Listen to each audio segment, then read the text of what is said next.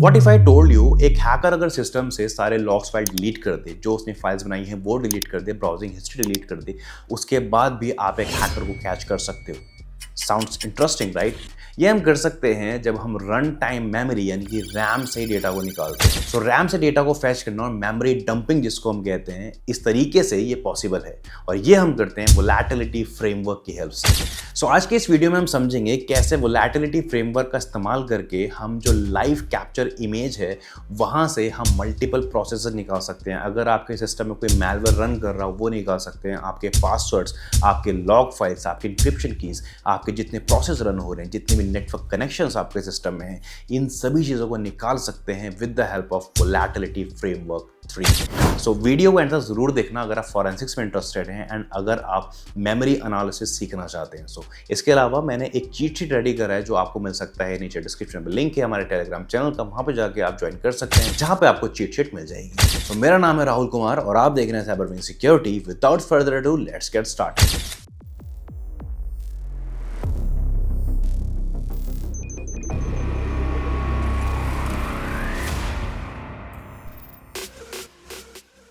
So here I have created an amazing cheat sheet for you all to make you understand better what exactly Volatility 3 is and how you can use Volatility 3. So Volatility 3 memory forensics cheat sheet. So इस cheat sheet के through ही मैं आपको पूरा समझाऊंगा किस तरीके से Volatility 3 install करना है एंड कैसे आप यूज़ कर सकते हैं। एंड मैंने आप लोगों के लिए बेसिकली आप लोगों को इन PDF फॉर्मेट में सबमिट करने के लिए मैंने एक और चीट शीट रेडी करी है जो कि आपको मिल जाएगी मेरे लिंक्डइन पे और you can find it on my Telegram channel. मैं आपको दिखा देता हूँ। ये जो आपको दिख रही होगी वोलैटिलिटी 3 चीट शीट है बेसिकली पूरी कंप्लीट। इसमें मैंने पूरा कंप्लीट गाइड बनाया है कि वोलैटिलिटी 3 क्या है, इंस्टॉलेशन कैसे करना है, सिंबल्स एंड ओएस आइडेंटिफिकेशन कैसे आप कर सकते हैं, what are the basic command structures and plugin cheat sheets, output format, technical examples, trouble shooting and tips and further resources. तो यहाँ पे आपको डिटेल में हर एक चीज़ मिल जाएगी, किस तरीके से करना है, क्या करना है, एग्जाम्पल्स के साथ हर एक चीज़ है। लिस्टिंग रनिंग प्रोसेस की अगर हम बात करें तो कैसे कर सकते हैं, अनलिंक प्रोसेस कैसे हम देख सकते हैं, देन मैक ओएस के लिए, लिनक्स के लिए, विंडोज़ के लिए, हर एक चीज़ के लिए कंप्लीट चीट शीट मैंने यहाँ पे बना के रखी हुई है।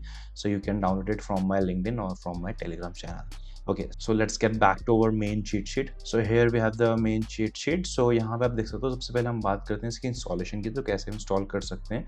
So Volatility 3 को आप GitHub से क्लोन कर सकते हो। सिंपल इसकी डायरेक्टरी का यहाँ पे आप देख सकते हो, यहाँ पे एक URL है जिसको आप Git से क्लोन कर सकते हो। Then you have to change the directory to cd Volatility 3 and then you have to write pip3 install -r requirements.txt. Then you have to run it with python 3 vol.py-f because volatility 3 जो है वो completely Python के ऊपर लिखी गई है purely, तो that is why यहाँ पे आपको पाइथन 3 के हिसाब से उसको रन करना है। इसके जो इंस्टॉलेशन स्टेप्स हैं ये आपको आपकी PDF चीट शीट में भी देखने के लिए मिल जाएंगे। तो सबसे पहले हम बात करते हैं कि किस तरीके से हम मेमोरी को एक्वायर करते हैं। अब जैसे कि अगर आपने मेरी लास्ट वीडियो FTK के ऊपर देखा होगा तो FTK इमेजर के थ्रू हम मेमोरी को कैप्चर कर सकते हैं या फिर आप लॉजिकल एक्विजिशन, फिजिकल एक्विजिशन कर सकते हो। तो एक बार आपके पास मेमोरी डम्प्स आ जाए उसके बाद आप वोलैटिलिटी 3 का इस्तेमाल करते हैं उस मेमोरी डंप को एनालाइज करने के लिए। अब अगर हम विंडोज़ की बात करते हैं तो यहाँ पे विनक्लैम है, डंपिट है, जिसके थ्रू आप मेमोरी को कैप्चर कर सकते हो। आपकी रन टाइम मेमोरी जो रैम होती है उसको आप कैप्चर कर सकते हैं। If you are using Linux then आपके पास लाइम है जिसके थ्रू आप लिनक्स का जो मेमोरी डंप है वो कैप्चर कर सकते हो, या फिर आप FTK इमेजर भी यूज़ कर सकते हो और you can use magnet RAM capture software. इसके अलावा मैग्नेट रैम कैप्चर का इस्तेमाल कर सकते हैं। आपको FTK में शो कर देता हूँ किस तरीके से आप मेमोरी को कैप्चर करते हैं। सो मैंने यहाँ पे अपना FTK इमेजर ओपन कर लिया, तो सिंपल आपको फाइल पे जाना है। फाइल पे जाने के बाद यहाँ पे आपको ऑप्शन मिलता है कैप्चर मेमोरी का। अब कैप्चर मेमोरी पे जाने के बाद यहाँ पे आपको डेस्टिनेशन पाथ सेलेक्ट करना है, जो भी आपका मेमोरी का फाइल नेम है वो यहाँ पे आप दे दोगे। यहाँ पे अगर आप देखोगे तो एक्सटेंशन और .mems है यानी कि मेमोरी। उसके बाद आपको यहाँ पे क्लिक करना है include page file and then you have to click on capture memory. So जब आपके पास मेमोरी कैप्चर हो जाती है देन उसके बाद एनालाइज आप करते हैं वोलैटिलिटी 3 में। सो आई होप आपको ये बात समझ में आ गई होगी। वोलैटिलिटी 3 से आप मेमोरी कैप्चर नहीं करोगे, आप कैप्चर्ड मेमोरी को एनालाइज करने का काम करेंगे। अब मेरे पास जो मेरा वर्कस्टेशन है ट्राई हैक में, मैंने इसके ऊपर ऑलरेडी कुछ कैप्चर मेमोरी रखी हुई हैं जो यहाँ पे आपको दिखेगा इन्वेस्टिगेशन में।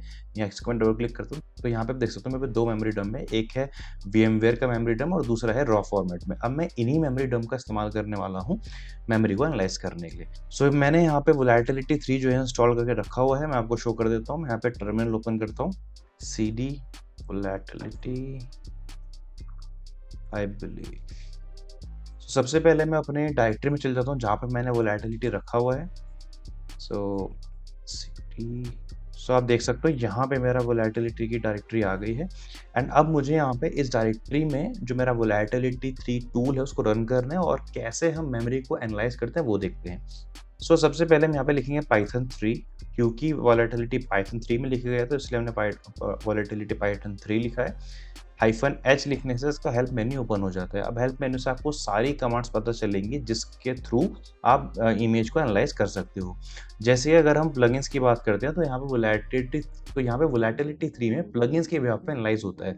विंडोज़ के अलग प्लगइन्स हैं, मैक ओएस के अलग प्लगइन्स हैं, लिनक्स के अलग प्लगइन्स हैं। मेनली काम सबके एक ही है लेकिन इनके नाम अलग-अलग हैं।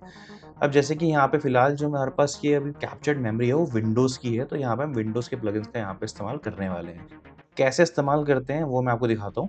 सिंपल पहले मैं इसको क्लियर कर लेता हूँ। मैं यहाँ पे वापस से इसको जाता हूँ। उसके बाद मैं यहाँ पे लिखूँगा volatility-5 vol.py। तो यहाँ पे हमें लिखना है पाइथन 3 vol.py जो आपका पाइथन टूल का नाम है वो। उसके बाद आप -f लिखेंगे। f लिखने का मतलब होता है आपका जो इमेज का लोकेशन है वो आप यहाँ पे लोकेशन दोगे। तो यहाँ पे जो इमेज का लोकेशन है वो है -f इन्वेस्टिगेशन, और यहाँ पे मुझे यहाँ पे इन्वेस्टिगेशन 1.vm वाली इमेज का मैं इन्वेस्टिगेशन परफॉर्म कर रहा हूँ, तो यहाँ पे इन्वेस्टिगेशन 1.vm लिखना है।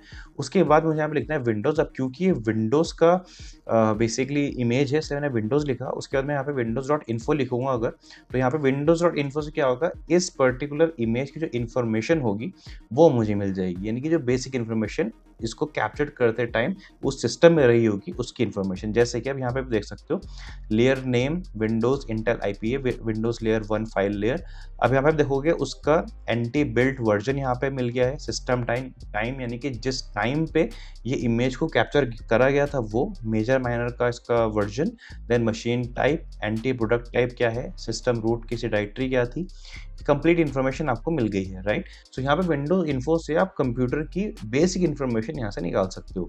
अब यहाँ पे आपके पास टास्क क्या आता है, जब आप रियल टाइम पे एनालिसिस करते हैं तो आपको देखना होता है कि आपके सिस्टम में जिस टाइम पे मेमोरी को कैप्चर करा गया उस टाइम पे सिस्टम में कितने प्रोसेस रन कर रहे थे, कितने वहाँ पे नेटवर्क कनेक्शंस थे, कौन कौन सी एप्लीकेशंस रन हो रही थी, कौन कौन से नेटवर्क कनेक्शंस वहाँ पे बने हुए थे, कितनी तरह के प्रोग्राम्स वहाँ पे चल रहे थे। हर एक चीज़ को हमको एनालाइज करना होता है, क्योंकि लेट्स सपोज किसी सिस्टम में मैलवेयर ने अटैक करा और आपको आइडेंटिफाई करना है कि कौन सा मैलवेयर था, कौन सी फाइल रन कर रही थी, प्रोसेस आईडी क्या था, प्रोग्राम क्या था। ये सारी बेसिक इन्फॉर्मेशन अगर आपको निकालनी हो, और इवन अगर आपको एडवांस इन्फॉर्मेशन निकालनी हो किसी न किसी मैलवेयर के लिए, तो वो भी हम यहाँ से निकाल सकते हैं। तो जितनी भी इन्फॉर्मेशन है उसको मैंने चीट शीट में इंक्लूड करा है, मैं आपको शो करता हूँ। तो यहाँ पे अगर आप देखोगे तो यहाँ पे आपके पास process, network, malware hunt, registry, file and mem, then Linux. Then अगर हम यहाँ पे देखेंगे तो प्रोसेस के बारे में इन्फॉर्मेशन अगर हमें निकालनी है, कितने प्रोसेस सिस्टम में चल रहे थे, यहाँ पे अलग अलग कमांड होती है। जैसे कि लिस्ट रनिंग प्रोसेस के लिए हमें कमांड है PS लिस्ट, जितनी भी प्रोसेस रन कर रहे थे उस टाइम पे जिस टाइम मेमोरी को कैप्चर करा गया, तो यहाँ पे PS लिस्ट की हेल्प से आप निकाल सकते हैं। Then you have hidden process के लिए windows.ps स्कैन का इस्तेमाल कर सकते हैं। पैरेंट चाइल्ड प्रोसेस यानी कि ऐसे प्रोसेस जो एक मेन प्रोसेस था और मेन प्रोसेस के व्याप पे एक दूसरा प्रोसेस रन कर रहा था, मेनली मैलवेयर ऐसा करते हैं। ऐसे प्रोसेस ढूंढने के लिए PS ट्री का इस्तेमाल करते हैं। Then we have command line arguments, उसके लिए हम इसका इस्तेमाल करते हैं। तो कितनी कमांड्स वहाँ पे रन करी गई, फॉर एग्जाम्पल हमको ये वाली कमांड लाइन आर्ग्यूमेंट रन करना है, मैंने सिंपल इसको कॉपी कर लिया। कॉपी करने के बाद मैं यहाँ पे एक कमांड यहाँ पे रन करता हूँ। अब यहाँ पे हमें सिंपल करना क्या है, जो हमारी लास्ट कमांड थी cmd लाइन, उसको हम यहाँ पे रन करते हैं। अब यहाँ पे दिखाएगा इस इमेज को जब कैप्चर करा गया मेमोरी डंप को, उसके दौरान कितनी ऐसी कमांड थी जो कि cmd से रन कराई गई थी। तो यहाँ पे आप देख सकते हो इतनी कमांड थी जो कि बेसिकली रन हुई थी। अब यहाँ पे देख सकते हो जैसे कि svc host.exe है, explorer.exe है, देन spools.exe है। उसके अलावा यहाँ पे देखोगे एक एडोब रीडर में रीडर sl.exe करके फाइल थी, वो भी एग्जीक्यूट करी गई थी। देन यहाँ पे आप देखोगे मल्टीपल कमांड्स यहाँ पे रन हुई। तो हमें इससे पता चला कि उस टाइम पे सिस्टम में कितनी कमांड्स रन हुई होंगी। अब इसी तरीके से अगर यहाँ पे windows.ps लिस्ट अगर मैं यहाँ पे करता हूँ तो यहाँ पे पूरे प्रोसेस की लिस्ट यहाँ पे हमारे पास आनी चाहिए, कितने प्रोसेस वहाँ पे चल रहे थे। इसके अलावा हमारे PS स्कैन है जो कि मल्टीपल और ज़्यादा रिजल्ट को एनहांस करके आपके सामने शो करता है। अब यहाँ पे देखोगे इतने सारे प्रोसेस जो वहाँ पे रन हो रहे थे। इसी तरीके से अगर मैं पेज स्कैन करता हूँ तो यहाँ पे आपको और ज़्यादा इन्फॉर्मेशन मिलेगी। अब यहाँ पे मेनली इसका आइडिया ये होता है कि जितने भी सिस्टम में प्रोग्राम चल रहे होते हैं, जितनी भी वहाँ पे चीज़ें चल रही होती हैं, हर चीज़ को निकालना, देन उसको एनालाइज़ करना, एनालाइज़ करके फिर आपको आइडेंटिफ़ाई करना कि कैसे मैलवेयर एग्ज़ीक्यूट हुआ, कहाँ से एग्ज़ीक्यूट हुआ। तो ये सब जो काम होते हैं, ये आप वोलेटिलिटी 3 से कर सकते हैं। हम थोड़ा-सा और प्रोसेस की हम बात करते हैं। अब जैसे कि हमारे पास है dump process executables, then environment variables check करने के लिए इसका हम इस्तेमाल कर सकते हैं, देन लिस्ट लोडेड डीएलएल्स। अब सिस्टम में डीएलएल फाइल्स का कई बार हैकिंग हो जाती है, जो डीएलएल हाइजैकिंग जिसको हम बोलते हैं। अगर आपको ऐसी किसी चीज़ों के बारे में पता लगाना हो, देन आप डीएलएल लिस्ट की हेल्प ले सकते हैं। देन इसी तरीके से हमारे पास नेटवर्क है, अगर आपको नेटवर्क से रिलेटेड इन्फॉर्मेशन निकालनी है, देन आप नेटस्टैट या नेटस्कैन का हेल्प ले सकते हैं। Then we have malware hunt. Malware find करने के लिए आप विंडोज़ और मैलफाइंड कमांड का इस्तेमाल कर सकते हैं, जो बेसिकली फाइल इंजेक्शन कोड वाले प्रोग्राम जो रन होते हैं सिस्टम में, अगर आपको उनको पता लगाना है, देन आप मैलफाइंड का इस्तेमाल कर सकते हैं। So let's use this one. So मैं अपनी लास्ट कमांड रन करता हूँ, windows.malfind। तो यहाँ पे आप देख सकते हो मेरे पास मल्टीपल इन्फॉर्मेशन सामने आ रही है। अब यहाँ पे जब आप मैलवेयर फाइंड करते हो, मेनली आप रिवर्स इंजीनियरिंग करते हो, या फिर आपने अगर आईडीए प्रो पे अगर आप कभी आपने काम करा होगा, तो यहाँ पे इस तरह की इन्फॉर्मेशन आपको देखने को मिलती है। अब यहाँ पे आप इन्फॉर्मेशन निकालते हो कि कौन सा प्रोग्राम रन हो रहा था मेमोरी में, तो आप मैलफाइंड के थ्रू वो सब काम कर सकते हो। अब मेनली इस वीडियो में तो आपको यूसेज बता रहा हूँ कि वोलेटिलिटी 3 का इस्तेमाल करते कैसे, लेकिन अगर आप कमेंट करेंगे, अच्छा रिस्पॉन्स हमारे पास आएगा, तो मैं नेक्स्ट वीडियो में इसका केस स्टडी भी डिस्कस करूँगा, किस तरीके से आप वोलेटिलिटी 3 को एक केस स्टडी के ऊपर काम कर सकते हो, जिससे आपको और ज़्यादा समझ में आएगा। But it all depends on your good comments. अगर मुझे अच्छे कमेंट्स आते हैं, will definitely make a new video on that, I have no problem. So आप कमेंट करके बता सकते हो। यहाँ पे देखो explorer.exe है, reader.sl.exe है, हर चीज़ के बारे में आपको इन्फॉर्मेशन यहाँ पे मिल जाएगी। इसी तरीके से यहाँ पे आपको रजिस्ट्री की कमांड्स यहाँ पे दी गई है। रजिस्ट्री से रिलेटेड कोई भी चीज़ अगर आपको चीज़ें निकालनी हो, फाइल एंड मेमोरी से रिलेटेड इन्फॉर्मेशन निकालनी हो, तो हर एक चीज़ की इन्फॉर्मेशन आपको यहाँ पे देखने के लिए मिल जाती है।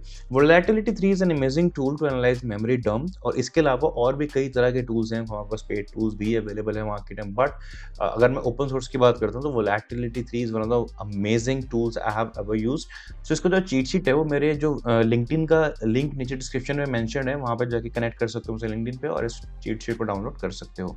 सो आई होप आपको इसका बेसिक यूसेज समझ में आया होगा कि वोलेटिलिटी 3 का बेसिक यूसेज कैसे कर सकते हैं, एंड कैसे हम इसको इंस्टॉल करते हैं, एंड कैसे इसको इस्तेमाल करते हैं। सो अगर आपको वीडियो पसंद आई तो प्लीज़ लाइक शेयर सब्सक्राइब जरूर करें। कमेंट करके बताएं आपको क्या इसका एडवांस पार्ट चाहिए या नहीं चाहिए, और अगर नहीं चाहिए तो नेक्स्ट कौन सा टॉपिक आपको वीडियो चाहिए। So thank you so much for watching this video. I hope you like this video. So comment down below your favourite part. Will meet in the next video. Till then, good bye and think before you click.